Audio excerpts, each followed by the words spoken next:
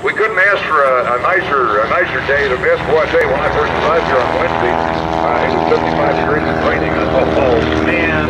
I didn't want to even think about that. And look at what we had this weekend. Yesterday was beautiful. Last night was great. That's Manfred Radius from Toronto, Ontario, Canada.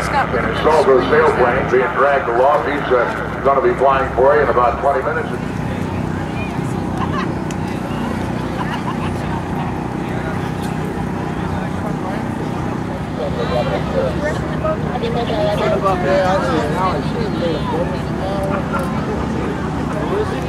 Oh my! All right, overhead now. I tilt back like that before, right on my butt. That's what's going to happen. I'm going to lean way back past my CG and fall down.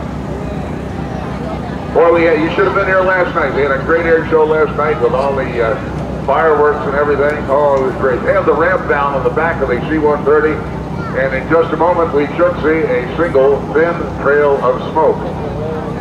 There he is. Oh, mercy. Isn't that pretty? Isn't that pretty? They're falling 120 miles an hour. Arms and legs out, they're falling flat and stable. And by moving their arms and legs, a jumper can adjust his track across the sky. Complete movement, moving right, left, he can accelerate downward. The only thing he can't do is to go back up. So we're watching as Lieutenant Colonel Chip Bowen works his way down towards 3,000 feet, at which point he will deploy the canopy, and there you have a great solid canopy of the United States Special Operations Command parachute team. Oh, let's let him make a few more turns up here using the steering turns, pulling down the left and right steering lines, finally using both lines to flare into the target area, which is right down here at center point. The real center point is down here. You see that white trailer out across the runway, all the cars, and look down to the right, and there's the real center point. So let's watch him. Let him make a couple of more turns up here as he has safely deployed the American flag. And I'm going to let him make one more turn in towards the breeze. You notice how he is staying just on the far side. He'll be flying a full approach and landing right out here in front of us. Ladies and gentlemen, boys and girls, we ask you now, please, to stand and honor America as the performance of our national anthem.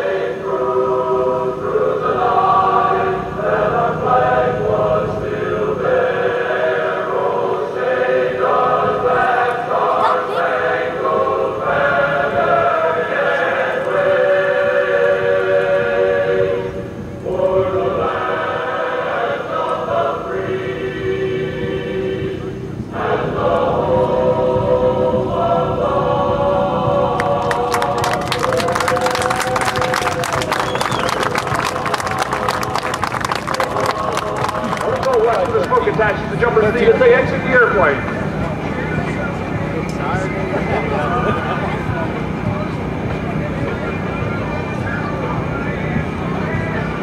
Folks, you watch with me.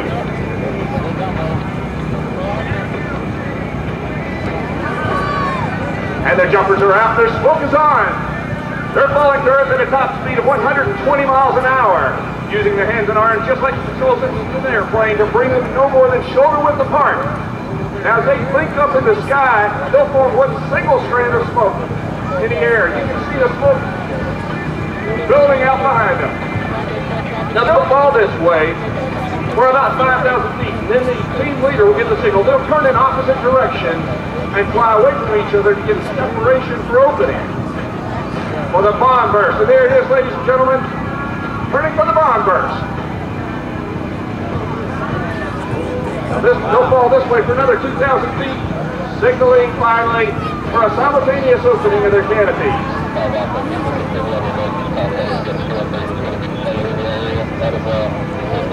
And there it is, ladies and gentlemen, 4 good canopies. canopies, the high-flying black and gold colors of the United States Special Operations Command. Now, folks, since they open their canopies more or less at the same altitude, they're going to create horizontal and vertical separation so that they can land one at a time here in the center of the show glass. And 7 cells are opening in the very front that forward there give the canopy a rigid shape, just like the wing of an airplane. And we're able to fly it the same way. So if we want to turn, we'll pull down on one of our steering toggles to the left or the right. What that does is pulls down the tail on that side, makes that side of the canopy less efficient. You turn, pull down on your left steering toggle. That makes the left side less efficient. The right side actually slides ahead of it or left. Do the same thing to the right. Now, let's come in for the landing.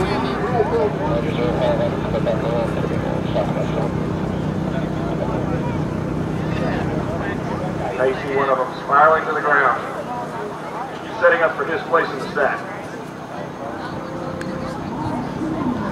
Now, folks, believe it or not, at this altitude, they can really hear you. So let's let them hear you yell.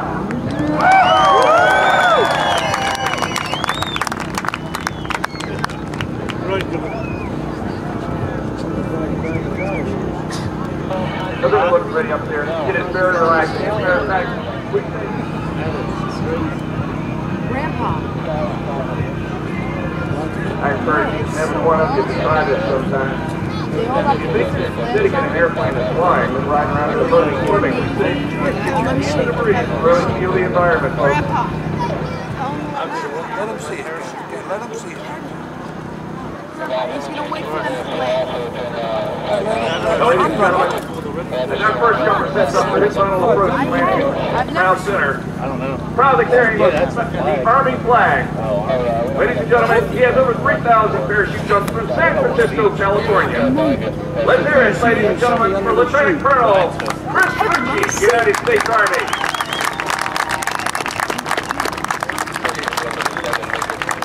Let's watch his landing. And a perfect stand-up landing right behind him, carrying a Marine Corps flag. He is a Pennsylvania native from Slippery Rock, Pennsylvania. Ladies and gentlemen, Lieutenant Colonel Andy Marsh, United States Army Special Forces. Right behind him, carrying the Navy flag. He's from Santa Rosa, California, with over 1,300 free-fall jumps. Ladies and gentlemen, he's a Navy SEAL. Let's hear it for Senior Chief Petty Officer Chris Shelby. He comes in for his landing. Another great stand-up landing, and finally carrying the Air Force flag, Colonel Al Vernon from Easley, South Carolina, United States Army Special Forces. On behalf of our commander, General Doug Brown, and the entire United States Special Operations Command, thank you. We'll see you again this afternoon. Take care.